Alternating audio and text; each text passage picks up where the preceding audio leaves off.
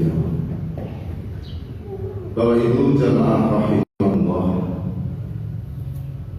kita sebagai orang Jawa atau yang hidup di tanah Jawa ini, mungkin kita sering mendengar atau bahkan pernah mendengar sebuah nasihat dari para pendahulu kita. Sebuah nasihat dengan bahasa Jawa yang mempunyai banyak makna. Pituturing para kina, kahananing urip iki tansah gilir dumadi, kadang bunga kadang susah, mula aja dumeh.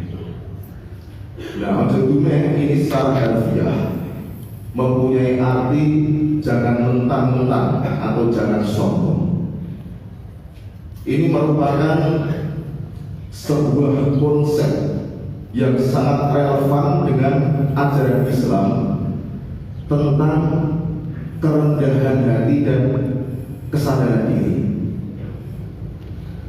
Filosofi ini mengajarkan supaya tidak merendahkan orang lain dan tidak menyombongkan diri atas kelebihan-kelebihan yang dimilikinya, serta mengingat bahwa roda kehidupan itu akan terus berputar.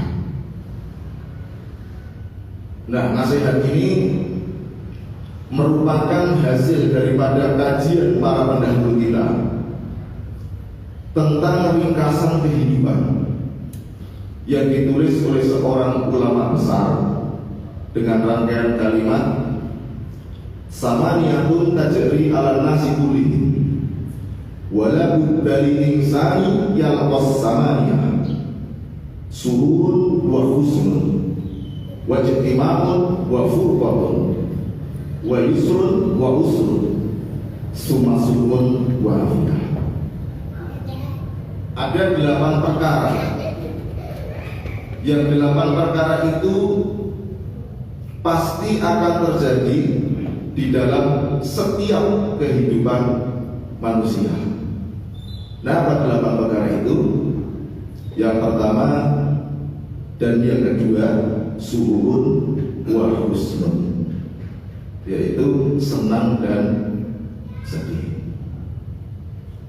Jadi dalam dinamika kehidupan ini, setiap manusia itu mempunyai kisah yang berbeda-beda, masing-masing mempunyai cerita. Maka baik yang kaya maupun yang miskin, yang pejabat maupun yang pengangguran, semuanya pasti pernah merasakan momen yang menyenangkan, pasti merasakan hatinya senang. Sebaliknya, siapapun orangnya itu pasti juga akan pernah merasakan sedih, karena ternyata kesedihan itu tidak hanya diakibatkan karena kekurangan atau penderitaan saja. Sekalipun kita menjadi orang yang serba cukup, bahkan kita menjadi orang yang baik pun, masih banyak hal-hal yang bisa menyebabkan kita cemas, kita sedih. Karena itu ada 3 rumusan dalam kehidupan untuk meminimalisir rasa kecemasan atau rasa kesedihan kita ketika kita sudah menjadi orang yang baik, kita sudah melakukan sesuatu yang terbaik. Nah, 3 rumusan itu, yang pertama, ridwan suwoyatulatul, mencari keridhaan manusia itu sesuatu yang tidak mungkin. Membuat semua manusia senang dengan kita itu sesuatu yang mustahil. Terkadang kita sudah melakukan yang terbaik, ada orang yang mahidu seperti itu. Dan mungkin kita pernah mendengar sebuah cerita 2 orang laki-laki, bapak dan anak. Bapak dan anak itu sedang naik keledai. Kemudian bertemu seorang itu berkomentar, oh itu orang tidak punya rasa kasihan terhadap binatang. Mosok keledai kecil dinaiki 2 orang. Lalu si bapak itu turun, mengikuti dari belakang, anaknya naik keledai. Masuk ke kampung berikutnya, bertemu orang. Komentar lagi, oh itu anak nggak tahu diri. Mosok bapaknya suruh jalan kaki, malah enak-enak nantering naik keledai. Akhirnya si anak itu turun, gantian bapaknya yang naik. Jalan lagi sampai kampung berikutnya, bertemu orang lagi. Komentar lagi, oh itu bapak nggak pengertian. Mosok anaknya suruh jalan, bapaknya malah nantering naik keledai. Akhirnya bapak itu turun, keledainya dituntun bareng-bareng. Bertemu orang lagi, komentar lagi, oh itu orang bodoh, masa punya kendaraan tidak dinaiki. Akhirnya bapak dan anak itu manggul keledainya. Itulah ketika kita mengikuti semua manusia. Maka fahris lima yang fauq. Ketika kita sudah melakukan sesuatu yang baik menurut kita, menurut agama, dan sesuatu yang bermanfaat, maka biarkan komentar orang atau orang yang main itu, karena tidak mungkin kita bisa membuat semua orang itu senang dengan kita. Kalau sedikit-sedikit kita rasakan, itu akan membebani pikiran kita, membuat kita cemas. Itu yang pertama, perumusan kehidupan. Kemudian yang kedua, la salamata binanas. Dalam kehidupan ini tidak mungkin kita terhindar dari gangguan manusia. Terkadang kita di dalam rumah saja, tidur di rumah sendiri, kita terganggu dengan suara bising kendaraan di luar, terganggu suara-suara tetangga kita atau keluarga kita sendiri. Maka berlapanglah dada, mudahlah untuk memberikan maaf kepada orang lain. Apalagi ketika kita di luar, di jalan, mungkin kita naik kendaraan sudah hati-hati, tiba-tiba ada orang belok tanpa rating, ada orang berang tanpa oleh-oleh, itu kan gangguan. Jadi kehidupan ini tidak mungkin kita lepas dari gangguan orang lain. Maka berlapanglah dada untuk mudah memaafkan orang lain. Karena kalau kita sedikit-sedikit kok misuh gitu ya, jangan di jalan ada yang ngebul, akhirnya itu akan membuat cemas kita, membuat hati kita bersedih. Itu yang kedua. Kemudian yang ketiga, la najata minal maut. Tidak mungkin manusia itu akan terhindar dari kematian. Kematian itu sesuatu yang pasti terjadi, dan kematian itu bukan sesuatu yang kita takuti. Tetapi kematian itu kita harus takut apabila kematian itu datang, tetapi kita belum sungguh. Maka jangan kematian itu menjadikan momok bagi kita. Kemudian kita selalu rasa takut kita itu menghantui kita. Apalagi kita di Jogja ini sering dikabarkan akan terjadi gempa yang besar. Kemudian kita rasa cemas, rasa takut, rasa sedih itu menghantui pikiran dan hati kita. Maka tugas kita hanya berupaya untuk mencari selamat, berdoa kepada Allah, tawakal kepada Allah, serahkan. Karena kematian itu kalau sudah saatnya tidak ada satupun yang bisa mengundurkannya.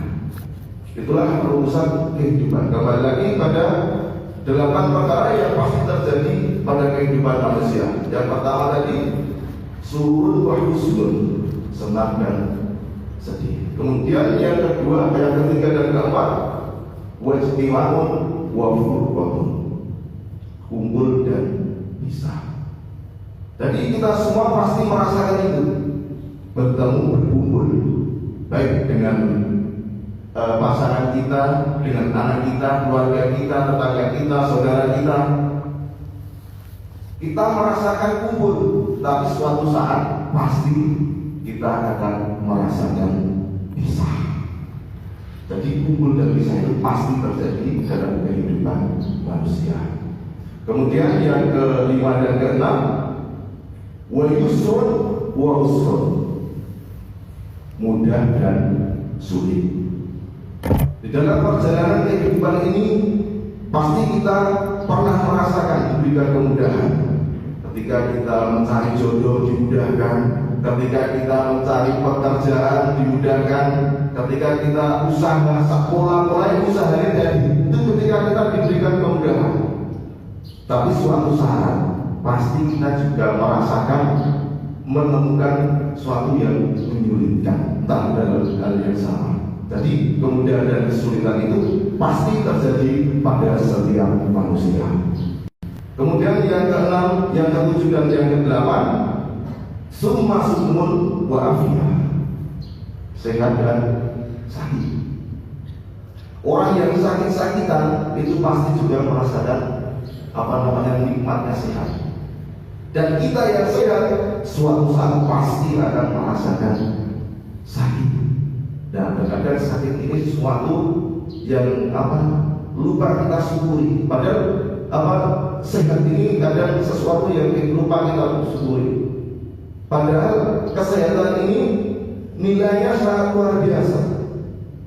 Dan banyak yang mengatakan nikmat sehat itu akan lebih terasa ketika kita sedang merasakan sakit.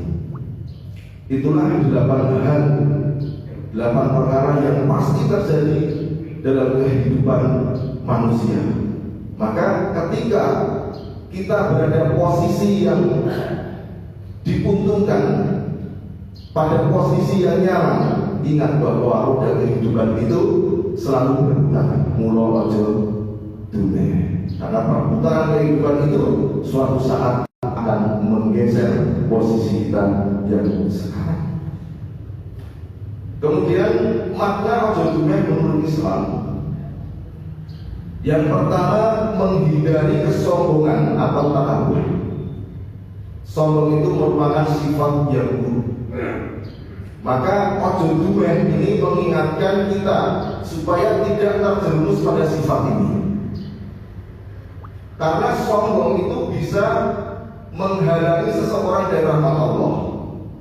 Bahkan sebagian orang itu mempunyai prinsip dalam kehidupan ini, dalam setiap usahanya, bahwa kegagalan yang membawanya dia rendah hati itu jauh lebih baik daripada kesuksesan yang menjerumuskan pada sifat yang sombong. Itu yang pertama, hikmah daripada ojo-dunia menurut Islam. Kemudian yang kedua, hikmah ojo-dunia menurut Islam, menjaga kerendahan hati.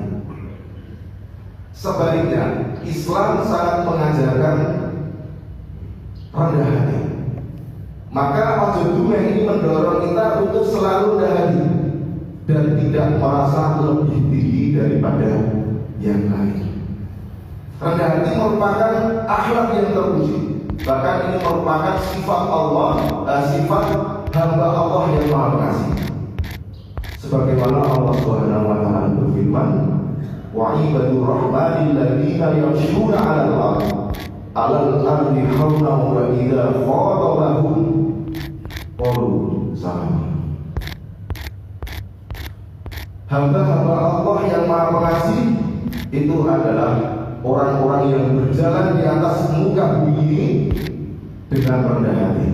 Bahkan ketika ada orang bodoh yang menyapanya dengan hinaan, mereka mengatakan qalu salam, mereka mengucapkan salam. Jadi rendah hati ini merupakan akhlak yang terpuji dan bahkan termasuk sifat daripada hamba-hamba Allah yang Maha Pengasih.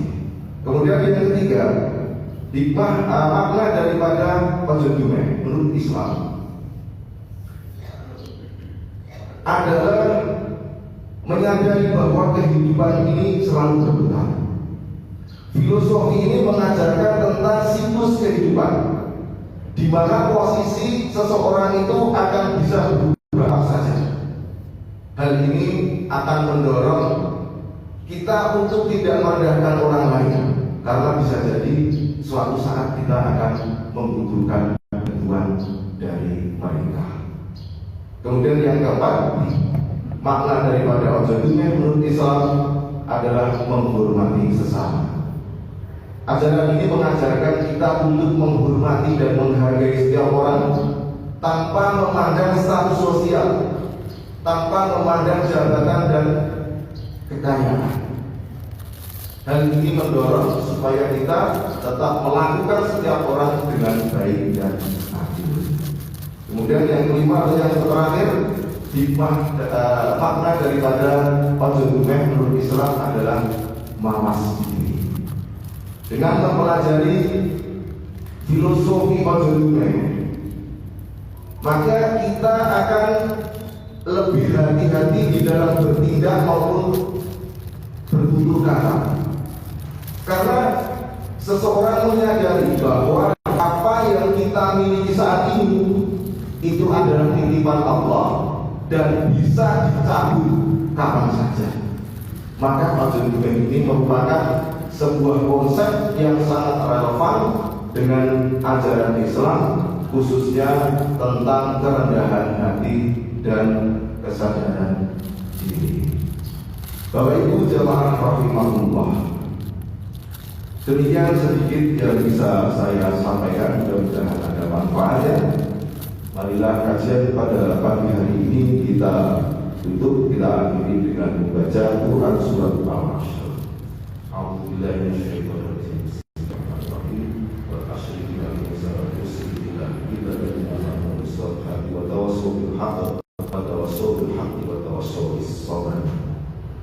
Demikian